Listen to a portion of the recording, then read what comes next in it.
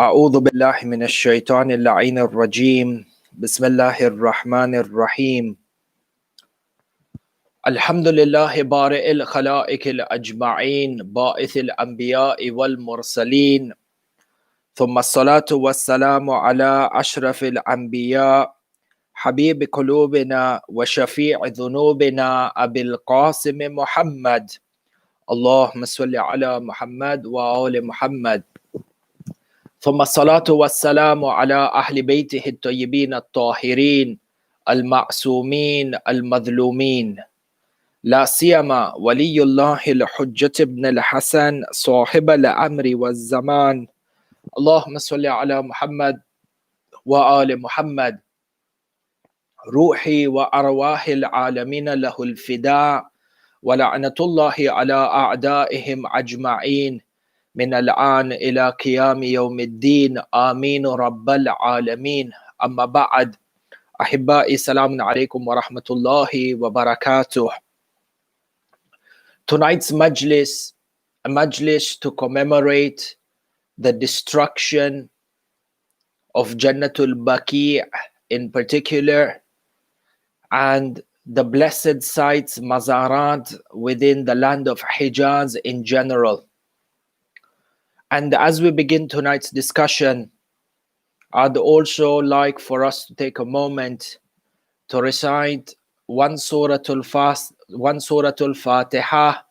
for marhuma Sayeda Kausar Zaidi. And today is her 3rd year commemoration for the Isal Thawab of the marhuma. If we may all recite one Surah Al-Fatiha. رحم الله من قرأ سورة المباركة الفاتحة تسبقها بالصلاة على محمد وآل محمد اللهم صل على محمد وآل محمد وعجل فرجه بسم الله الرحمن الرحيم الحمد لله رب العالمين الرحمن الرحيم مالك يوم الدين إياك نعبد وإياك نستعين اهدنا الصراط المستقيم صراط الذين أنعمت عليهم غير المغضوب عليهم.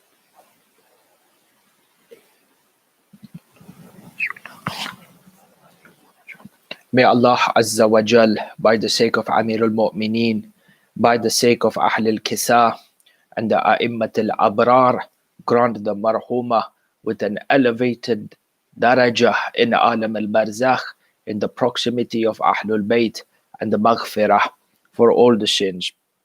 Bismillahir Rahmanir Rahim. Ahibba'i, the commemoration of the destruction of Jannatul Baqi'. You notice that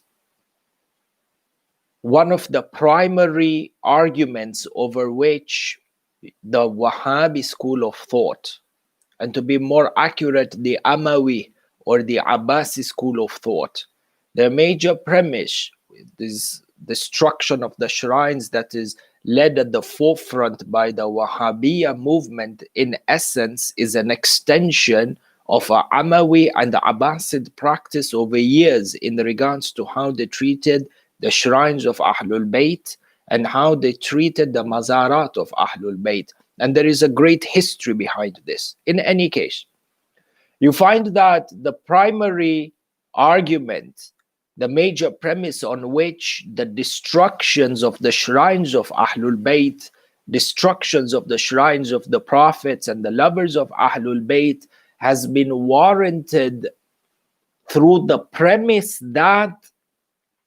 visitation of the graves of the Anbiya and Awliya, including the Ahlul Bayt, is a form of shirk, and that performing tawassul, praying to Allah subhanahu wa ta'ala by seeking the intercession of the Anbiya and the Ahlul Bayt, is also shirk. Based on this premise, when the Muslimin and the Muslimat would go to the Mazarat, to the graves of the Anbiya and the Awliya, and in particular the graves of Ahlul Bayt in Jannatul Baqi and across the land of Hijaz, and would seek for intercession and pray to Allah subhanahu wa ta'ala, they found the concept of intercession as one of shirk that goes against the primary thesis or belief of monotheism, tawheed, and they use this pretext to authorize, to coordinate the destruction of Jannatul Baqi' in its entirety, together with countless of shrines across the land of Hijaz. And you find an extension of this behavior manifested within the army of Iblis known as Daesh or ISIS, where Ahibba'i, brothers and sisters, you may remember not long ago, they caused destruction over the lands of Syria and the lands of Iraq, and many shrines, historical sites were destroyed just few years ago through the hands of Daesh under the same pretext of spreading Tawheed, such that even the mazar of Nabi Yunus alayhi salam was destroyed, and the mazar of Sayeda Zainab al-Kubra in the outskirts of Dimashq, in the outskirts of Damascus, was a target for the longest of time and continues to remain a target till today. How do we counter this argument? The primary thesis that building shrines over the graves of Ahlul Bayt, over the graves of the awliya of Allah subhanahu wa ta'ala constitutes shirk. Is there any warranted part within Islam that prohibits us in regards to building mosques and building shrines and places of worship over the graves of Ahlul Bayt or the graves of the awliya? You notice that this manhaj of the Wahhabi school of thought, which has become a widespread culture and has infiltrated the belief of a number of sects within the Muslim Ummah, because the Muslim Ummah has over 70 sects, as was predicted by Rasulullah sallallahu alayhi wa alihi wasallam.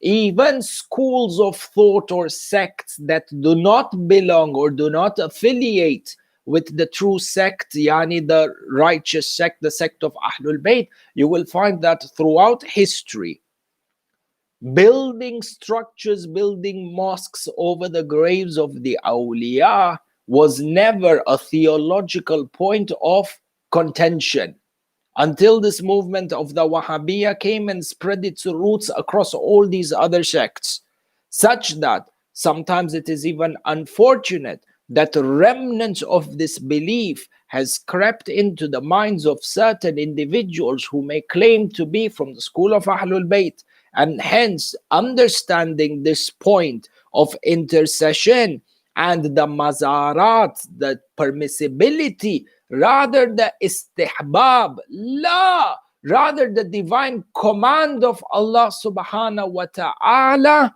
to take the graves of the Anbiya and the Awliya and Ahlul Bayt included within them as places of divine sanctity.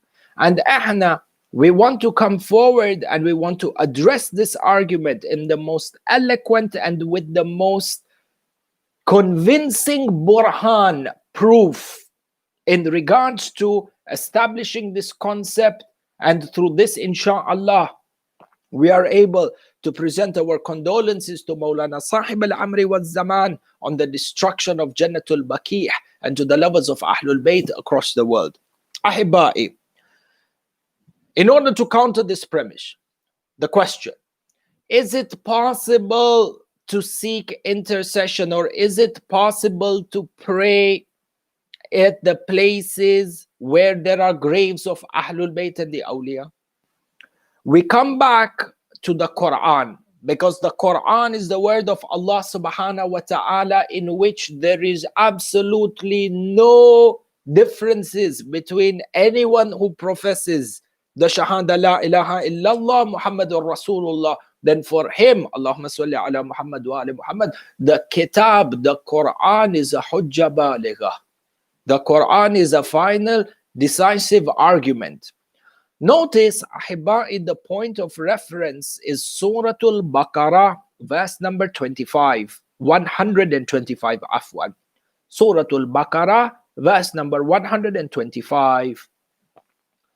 And this is the verse where Allah subhanahu wa ta'ala speaks about the construction of the Haram al-Sharif in Makkah al-Mukarramah, through the efforts of Nabiullah Ibrahim, yani the task that was granted to Nabiullah Ibrahim. Bismillahir Rahmanir Rahim, the verse goes, وَإِذْ جَعَلْنَا الْبَيْتَ مَثَابَةً لِلنَّاسِ وَأَمْنًا وَاتَّخِذُوا مِنْ مَقَامِ إِبْرَاهِيمَ مُصَلًّى وَأَهِدْنَا إِلَى إِبْرَاهِيمَ وَإِسْمَاعِيلَ أَنْ طَهِّرَ بَيْتِي لِلطَّائِفِينَ وَالْعَاكِفِينَ وَالرُّكَّعِ السُّجُودِ.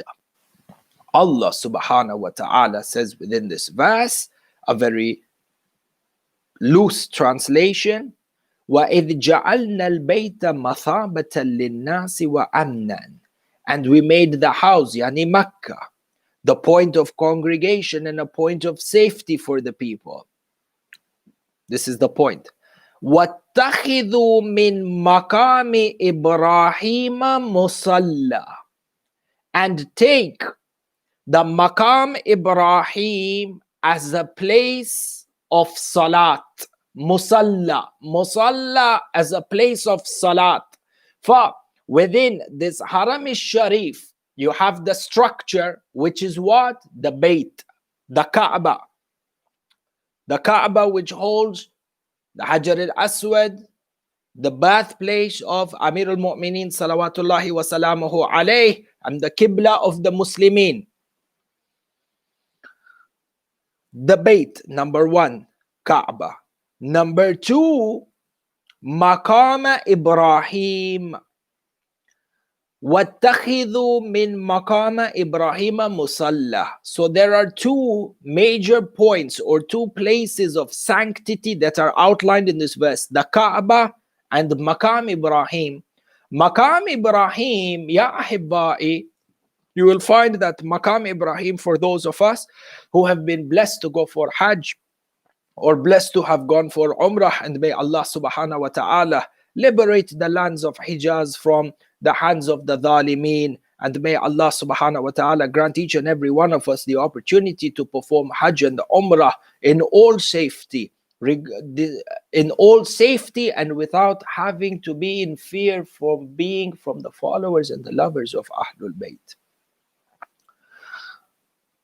The command over here within this verse, وَاتَّخِذُوا مِنْ مَقَامِ إِبْرَاهِيمَ مُصَلَّى. اتَّخِذُوا, one of the derivatives of this verb, أَخَذَ, yani take, yani make. But when you look at the verse and the grammatical construction of this word, of this verb, اتَّخِذُوا, يعني فعل الأمر, فعل أمر, it is a command tense. For Allah subhanahu wa ta'ala is commanding us in this verse and commanding Nabiullah in this verse that take the maqam of Ibrahim to be a place of prayer. And the maqam Ibrahim now holds that rock in which there is the footprint of Nabiullah Ibrahim, which he stood upon as he was constructing the Kaaba. And historians have it that as he continued to elevate the height of the Kaaba, the stone would miraculously raise from the earth while he would be standing on it, and he would complete constructing the top part of the Kaaba. Notice, the place over here and the point of istidlal is this. Ittakhidhu, Allah subhanahu wa ta'ala commands, take the Maqam Ibrahim to be a place of salat. This is within the Quran. Is there any two people who would be able to dispute on the meaning of this verse? What is zahir in regards to this verse? Abadan la. And if there is, we are yet to see.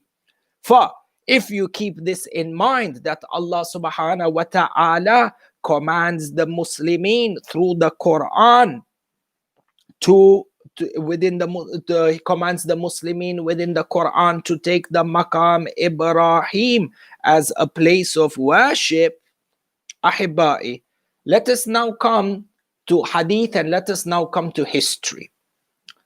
And I want to take for you points of history from the books of the Amma, the non-Shia, such that the Hujjah is mazboot and atam. Notice the words of the scholar.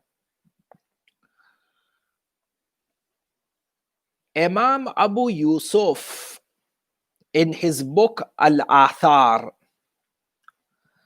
he narrates this in regards to or on authority of Abu Hanifa. Abu Yusuf, the scholar, in his book Al-Athar, he goes on to say, An Abi Hanifa, an Salim, أنه بلغه أن حول الكعبة قبور 300 نبي وأنه لم يحرب نبي من قومه إلا لاذ بها مجاورا حتى يموت بها. Allahu Akbar. Abu Yusuf, in his book, Imam Abu Yusuf, who is a revered scholar from the Amma, in his book Al-Athar, narrates on authority of Abu Hanifa, who is the Imam of the Hanafi school of thought. He says, it is indeed that around the holy Kaaba, anna hawla al-Kaaba, around the holy Kaaba, which includes the Hajar Ismail and includes the Maqam Ibrahim, there are the graves of 300 Anbiya. 300 Anbiya are buried in the vicinity of the Kaaba al-Mukarrama, around the Kaaba al-Sharifa, between Maqam Ibrahim and Hajar Ismail and the Kaaba. 300 Anbiya are buried inside of it. And then you have another one of the scholars by the name of Abdul Razak, هذا in his book Akhraja Azraki in his book Tarikh Makkah. And you have another scholar by the name of Abdul Razak in his book Al-Musannif, where they state, Ma bayna rukni ila al-maqam ila zamzam ila al-hijr, yani the hijr Ismail, between the rukun and between Maqam Ibrahim and between the sprouting place of the well of Zamzam and the Hajar Ismail, which is the white semicircle structure around the Kaaba, Qabr Tis'a wa Tis'in Nabiyan. There are graves of 99 Anbiya. Ja'u Hujajan or Ja'u Hujjajan. They came as pilgrims to perform the Hajj. فَقُبِرُوا هُنَالِكَ. And they were buried over there. فَتِلْكَ قُبُورُهُمْ. And then the hadith goes on, or the narration goes on to say. For notice, historians from the Ahl al-Amma, including Abu Hanifa, have able to establish the fact that within this divine vicinity, the Kaaba, the Maqam Ibrahim, the Rukun and Hijr Ismail, there are between 99 to 300 Anbiya who have been buried within that vicinity. And you find over here, Allah subhanahu wa ta'ala tells us in Surah Al-Baqarah, verse number 125, وَاتَّخِذُوا مِن مَقَامَ إِبْرَاهِيمَ مُصَلَّى. Take the Maqam Ibrahim to be a musalla, to be a place of salat. Allah subhanahu wa ta'ala within the Quran commands us to take the graves of the Anbiya to be a place of prayer. Allahu Akbar. The Kaaba of the Muslimin, the central Qibla of the Muslimin, which is the divine symbol of Tawheed, is surrounded by the graves of the Anbiya. Salatul Jama'ah is recited at the graves of the Anbiya in Makkah al-Mukarramah. Then on what basis and on what premise did they destroy Jannatul Baqiyah? Which Tawheed are people professing? A Tawheed without Ahlul Bayt and without intercession. Yahweh, people come and they say, don't raise your hands towards the dhari of Ahlul Bayt and don't do dua at the shrines of Ahlul Bayt. Baba, Allah subhanahu wa ta'ala is telling you, leave asking dua, recite salat at the graves of the Anbiya and the Awliya. For if reciting salat at the graves of the Anbiya is a command from Allah subhanahu wa ta'ala, then what about Ahlul Bayt, who are the masters of the Anbiya? And the sole reason that a Nabi becomes a Nabi is because of his wilaya in Muhammad wa ali Muhammad. Allahumma salli ala Muhammad wa ali Muhammad wa ajjal faraja, which has been established, and we have brought masadir in numerous previous majalis. Hence, we shall not revisit that, but evidence is there for anyone who would like to research. And this brings us to our point in that the arguments on which the madhab of the Wahhabiyya is built is absolutely demolished through this. And you notice that there is nothing but their hatred for Ahlul Bayt, their hatred for Islam, that has pushed them towards this act of ugliness, this crime against humanity. You know, the destruction of Jannatul Baqi' is not only a religious crime, it is a crime against humanity, because by them destroying the Haram al-Sharif and the Mazarat of Ahlul Bayt in Jannatul Baqi', they have denied the world a part of history.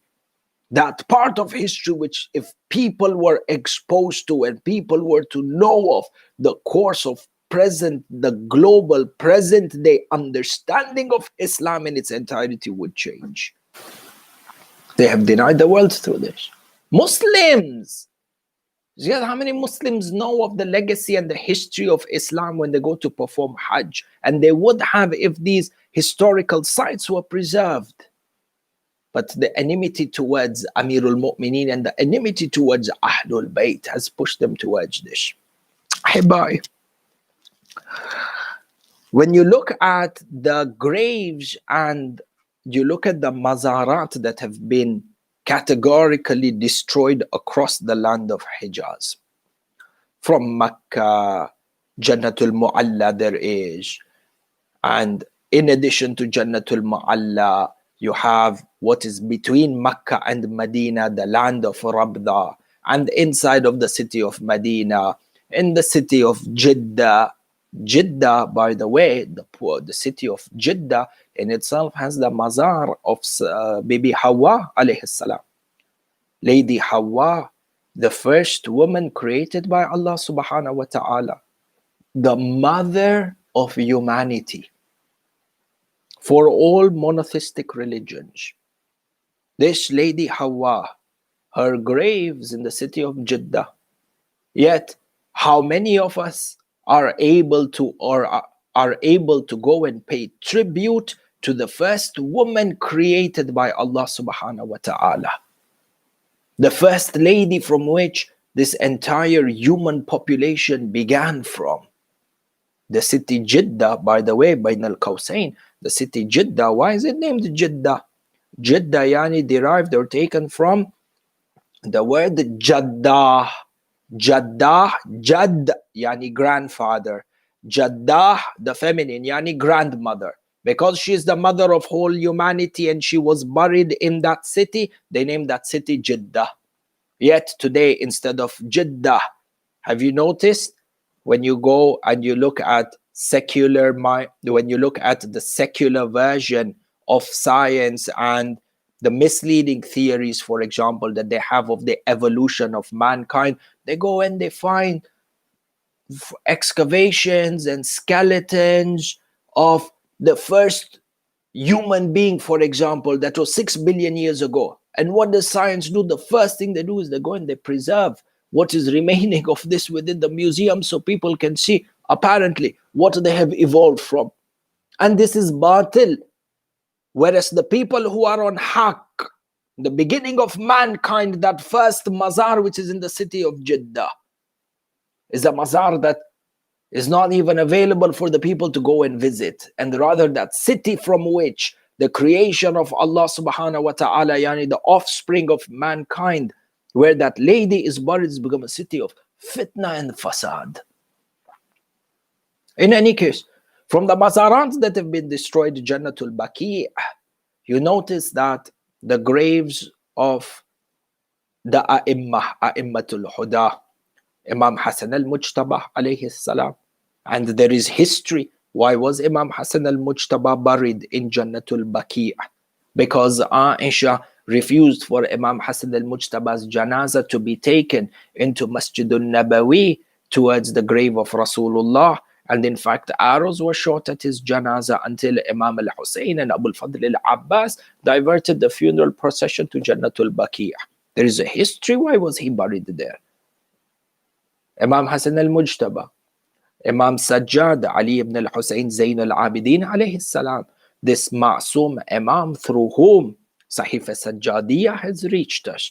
Where would mankind be on the ground of morality if Sahifa Sajjadiyah was to constitute of a global moral code of conduct for all mankind?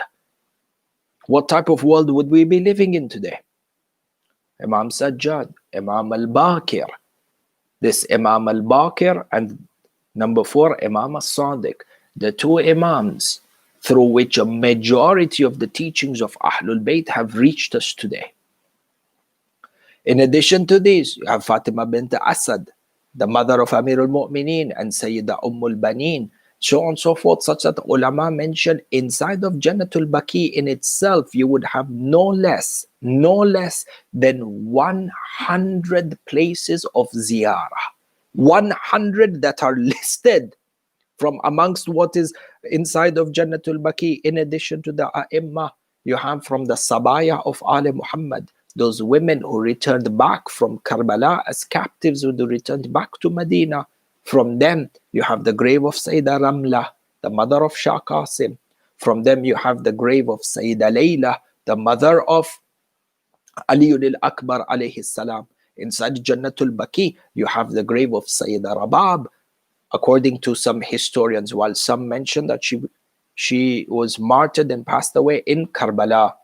But on the basis that some historians are of the opinion that she came back to Medina, for Sayeda Rabab, the mother of Ali al-Asghar alayhi salam, buried in Karbala, inside of Jannatul Baqi', afwan. In addition to this, you have Sayeda Kulthum, buried in Jannatul Baqi'. You have Sayeda Sukaina, who is buried in Jannatul Baqi'. Sayeda Fatima al-Sughra, buried inside of Jannatul Baqi'. فَعَلَيْكُمْ بِالْحَقِّ. How many Zawar do you see? Or how many Hujjaj or pilgrims do you see who enter into Jannatul Baqi' and are able to pledge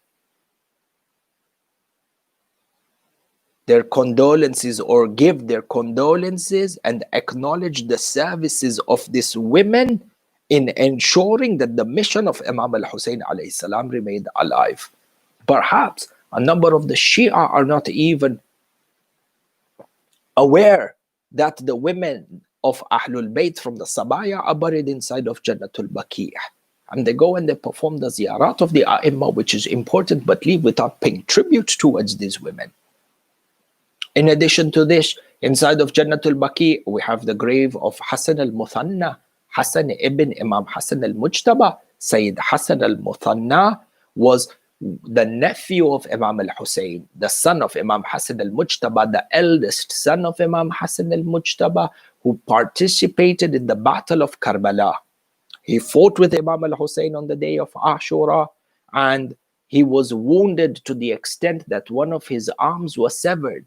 And because of the number of wounds on his body, due to the swords and the stones and the arrows and the fact that one of his arms was severed, Sayyid Hassan al-Muthanna fainted on the battleground.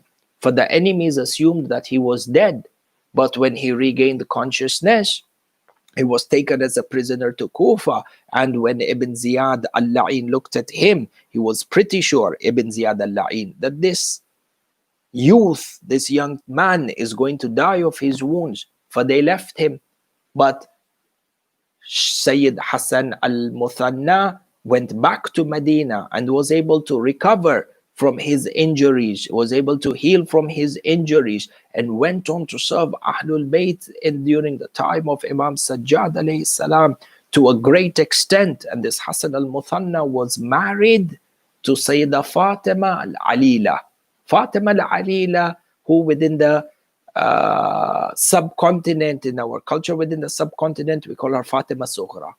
We know Fatima Sughra, the daughter of Imam al-Hussein, who stayed behind in Medina upon the command of Imam al-Hussein because of her resemblance towards Sayyida Fatima al-Zahra alayha salam, Sayyidat Nisa al-Alameen, Allahumma salli ala Muhammad wa ala Muhammad.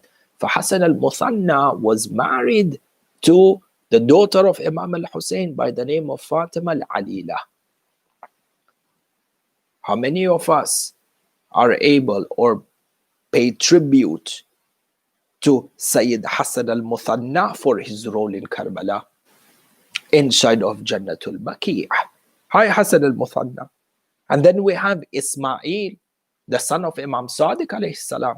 Ismail, the son of Imam Sadiq, you find that it was the contentious issue in regards to the death of Ismail ibn Imam Sadiq, and based on whether his death was, and the fact that accordingly, the fact that his death was not established yani, in quotation marks, it is based on this premise that an entire school of thought sprouted out, the Ismailiyah.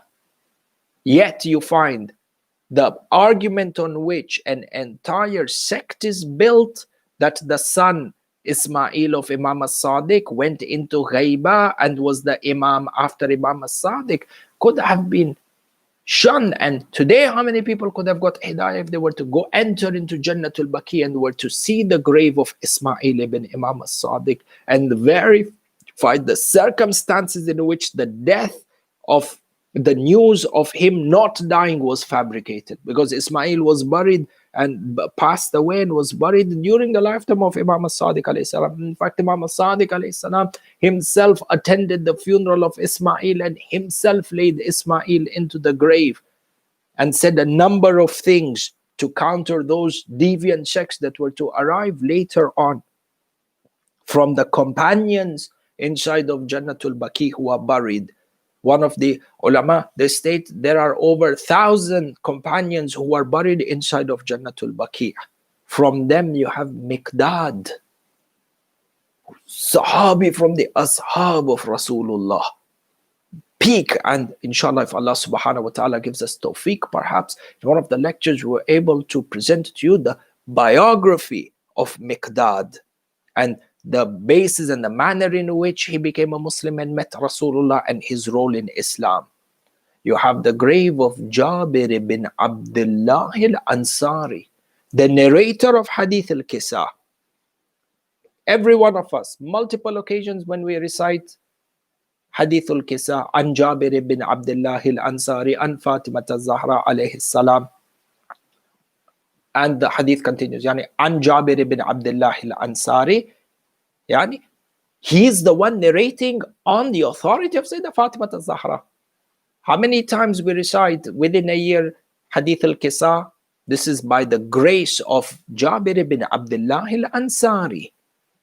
How many of us have the opportunity to go to Jannatul Baqi' to pay tribute to Jabir ibn Abdullah al-Ansari and thank him for this tuhfa, for this gift, Hadith al-Kisa? Jabir ibn Abdullah al-Ansari, one of the first people to go and visit Karbala and perform the ziyarah of Imam al-Hussein and ziyarat al-Arba'iniyah. How many of us have felt it our duty and our responsibility to go to Jannatul Baqi and to honor and to pay tribute to Jabir ibn Abdullah al-Ansari for his contribution and the legacy that we hold today? Do we not have a responsibility towards these individuals? Ahibba'i. Which brings us to our next point of responsibility. You find the destruction of Jannatul Baqi'.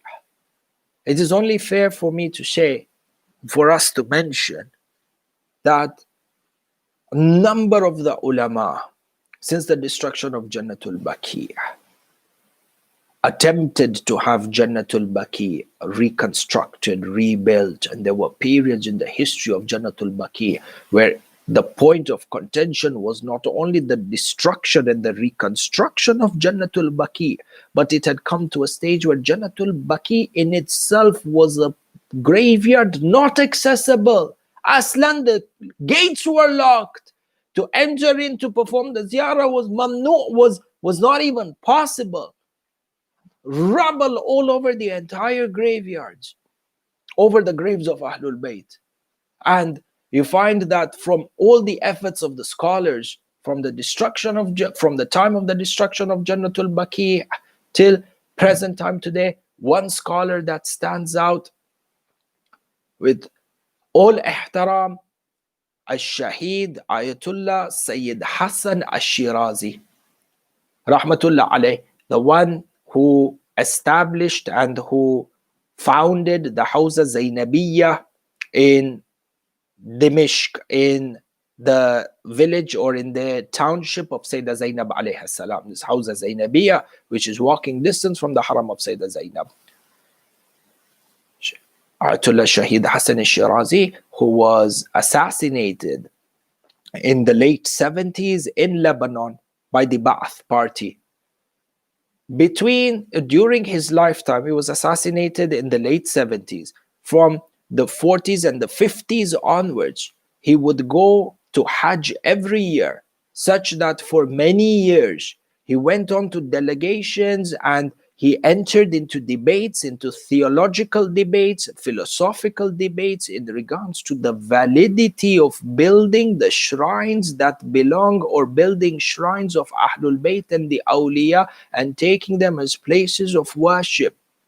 Years and years, money and effort in regards to rebuilding the shrine of Jannatul Baqi, till it had come to a stage where, through one of the debates and one of the sessions that were held in regards to understand the position of Ahlul Bayt and the position of Islam in regards to having structures and shrines over the graves of Ahlul Bayt, there were 2 or 3 steps away, Shaheed Hassan al-Shirazi, 2 or 3 steps away from getting permission from the Wahhabiyya at that time to reconstruct and rebuild Jannatul Baqi, and at the very last minute, backdoor political agendas ensured that the entire deal flopped, and the Wahhabiyya, the scholars of the Wahhabiyya, and at that time the people from Ali Saud who were overlooking these negotiations decided to close the door.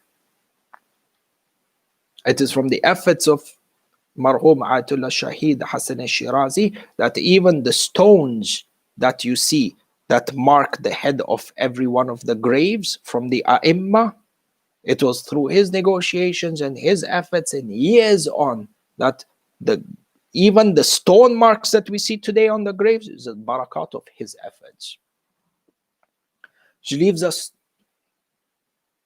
our responsibility towards Jannatul Baqi. Ahibba'i.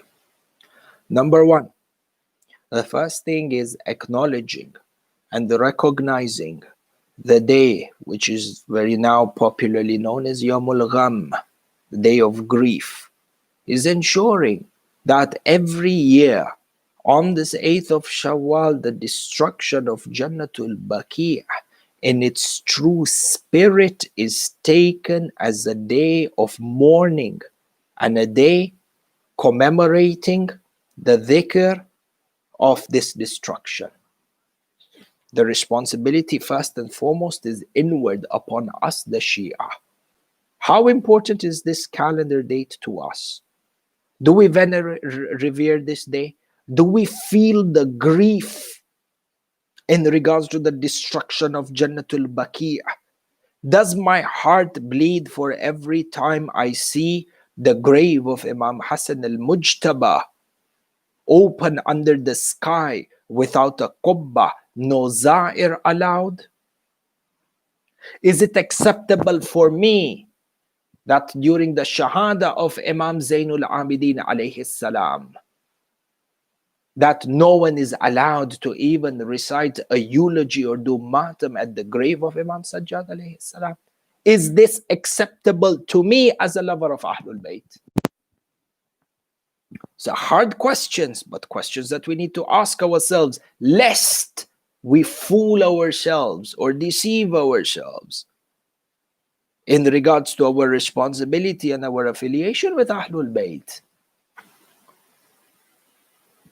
Revering the day through the establishment of majalis, the establishment of aza and matam, holding of public seminars in regards to this issue of tawheed and wasila and the permissibility of building shrines and mosques over the graves of the awliya and Ahlul Bayt, using the Quran. If there is to be true unity within the Muslim Ummah, it is only going to be achieved through open discussion and ittifaq over issues like these that are already warranted within the Holy Quran. So Jannatul Baqi', the history of Jannatul Baqi', do you know Jannatul Baqi' was destroyed twice and not once? It was destroyed twice. The first time it was destroyed and then it was rebuilt and then destroyed for a second time. The history of Jannatul Baqi' and the destruction of Jannatul Baqi', at whose hands, in which year, which month, what were the specifics of this? This is a historical event that needs to be part and parcel and the highlight of our madrasa curriculum, because Jannatul Baqi' is a showcase of our legacy and our heritage. You look at every culture, you look at every ethnicity, look at every religion. انتم شوفوا world religions, ethnic minorities or whoever it is, if there is any part in the east, the west, the north and south of this earth, if there is any place on earth that holds some historical significance to their heritage, you will find it a place of reverence, and the place, if anything, has been even granted protection. Protected, they have these protected sites. You notice many times you have an ancient building. These are sites that are given a special type of privilege and a status, and their preservation is absolutely necessary. Sahih, even I remember, perhaps the situation is similar inside of Canada in Toronto. I know in London, there were certain buildings that used to be called listed buildings. If a building has been built during a certain time period, over X amount of years or X years ago, in order to preserve its heritage and its historical importance, even for you to reconstruct or to refurbish or to do anything, you would have to take permission from the government. Sahih la. But then how about Jannatul Baqi'? Go and look at any other world religion, or look at world religions that have gone through atrocities, places that mark men of sacrifice, or places that mark their history. Is it touchable?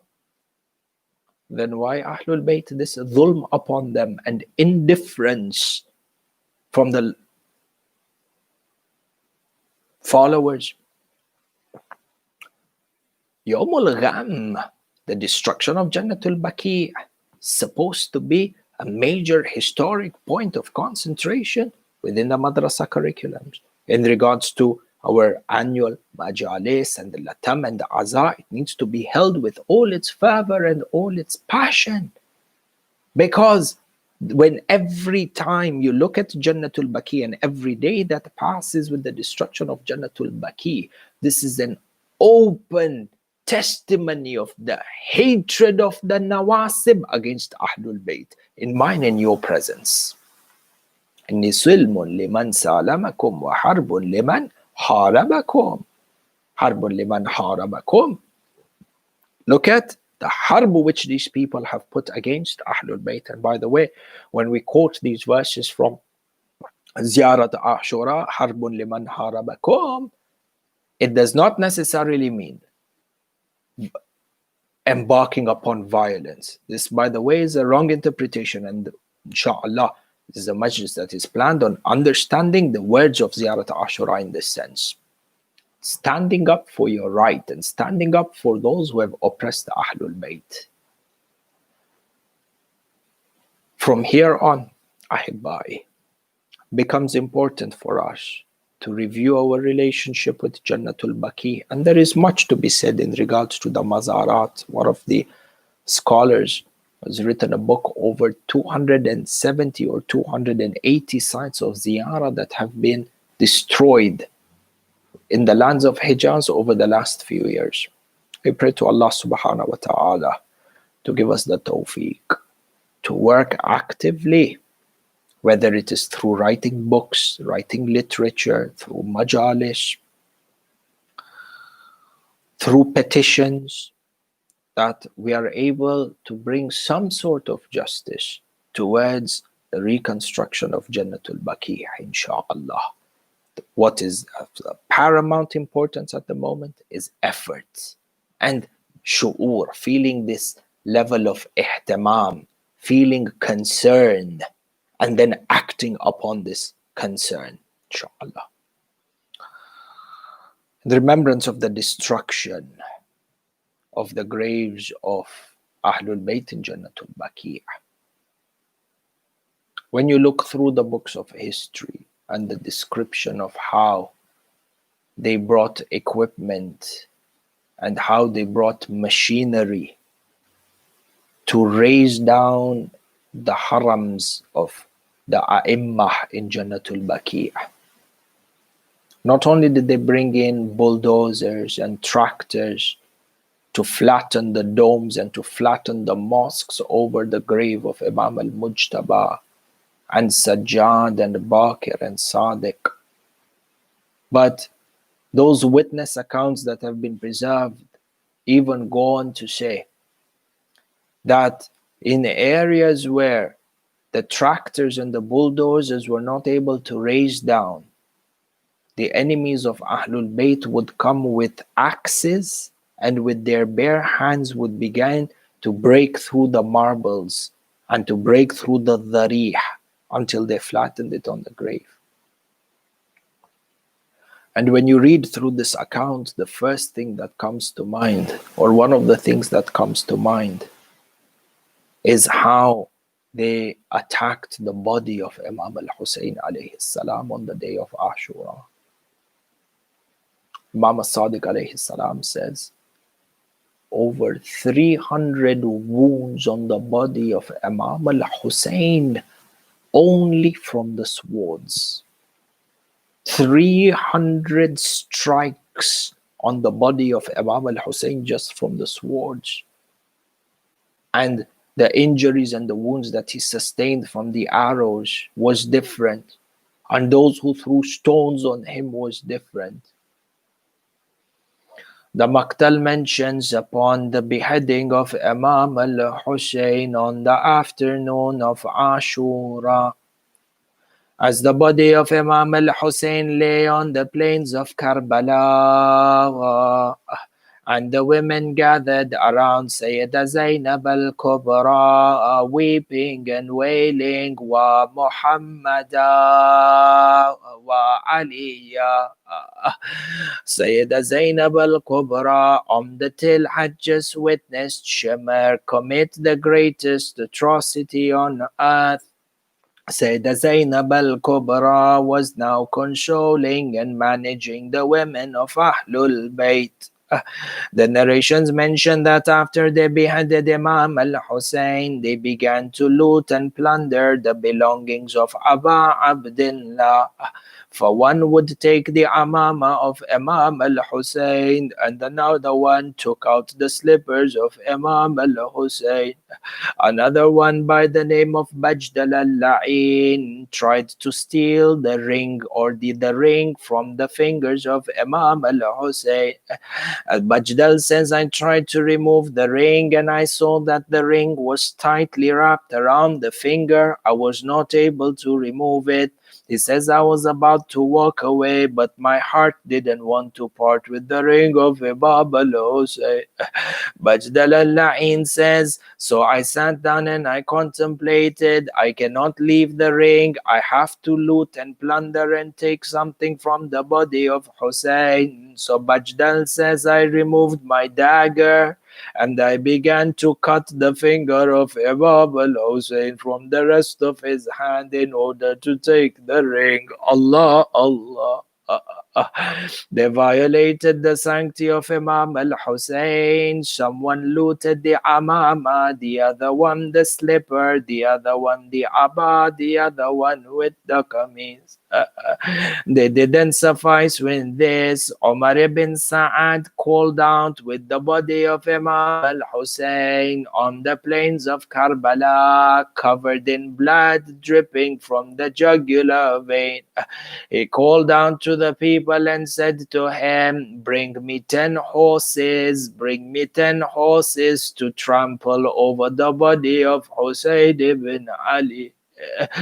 Sheikh Umar ibn Sa'ad cried out, "Bring me 10 of the strongest horses that haven't been used during the war in this day." They said to him, "Why, O Umar ibn Sa'ad?" Umar ibn Sa'ad said, "I want 10 horses that are fresh, whose legs are still powerful and will crush the bones of Imam al-Hussein. Do not bring me horses that are tired." The Maktal narrates that 10 Lu'ana came forward, 10 cursed people came forward to trample off the body of Aba Abdullah. The Maktal says that the body of Imam al-Hussein was turned. The body of Imam al-Hussein was headless, was turned over, such that the chest of Aba Abdullah was on the plains of Karbala. They called for 10 horsemen, 5 from the east and 5 from the west. They began to ride their horses with all their might, and the body of Imam al-Hussein, the body of Imam al-Hussein, the target of the hooves of the horses. These 10 people, when they returned back to Kufa, they said to Ibn Ziyad, "O Ibn Ziyad, reward us. For indeed, the manner in which we trampled the body of Hussein, we crushed the body such that the bones of the back were into the bones of the chest, and the bones of the chest were mixed with the bones of the back." And then they said, "Not only did we mangle his body, but we crushed the bones and mixed his blood and bones with the sands of Karbala." Inna lillahi wa inna ilayhi raji'un, wa la hawla wa la quwwata illa billah. We pray to Allah subhanahu wa ta'ala, by the sake of Aba Abdullah al-Hussein, to hasten the reappearance of Imam al-Hujjah. We pray to Allah subhanahu wa ta'ala, by the sake of Sayeda al-Shuhada, to forgive us our sins on a night like this. We pray to Allah subhanahu wa ta'ala, by the sake of Ahlul Bayt, by the sake of Imam al-Hussein, to grant us the tawfiq to raise our voices for the oppression that was committed on Jannatul Baqi'. We pray to Allah subhanahu wa ta'ala, by the sake of Imam al-Hussein. Ya Allah, mu'minin and mu'minat who have gathered on this Farsh al-Azad today, do not let any one of them leave except that you have fulfilled their hajat. Ya Allah, by the sake of Sayeda al-Shuhada, mu'minin and mu'minat who are not in the best of health, you grant them shafa'ah. Ya Allah, by the sake of Imam al-Hussein, mu'minin and mu'minat who have passed away, marhumin and marhumat who have passed away, you make their graves into a garden from the gardens of Jannah. La siyama, Ya Allah, thawab of this majlis to be granted to the soul of marhuma Sayeda Kausar Zaidi. Ya Allah, elevate her status and the status of all our marhumin and marhumat on a night like this, by the sake of Sayeda al-Shuhada. And Ya Allah, by the sake of Imam al-Hussein, grant us the honor and the blessing to see the day where rising, shining shrines will be built over the graves of the A'immah in Jannatul Baqi'. And the word of Ahlul Bayt will be the final word of Allah Azza wa Jal that shall govern over the earth. وآخر الدعوانا أن الحمد لله رب العالمين. يقول الله تعالى في محكم كتابه الحكيم: بسم الله الرحمن الرحيم. إن الله وملائكته يصلون على النبي يا أيها الذين آمنوا صلوا عليه وسلموا تسليما. اللهم صل على محمد وآل محمد وعجل فرجه. رحم الله من قرأ سورة المباركة الفاتحة. بسم الله الرحمن الرحيم.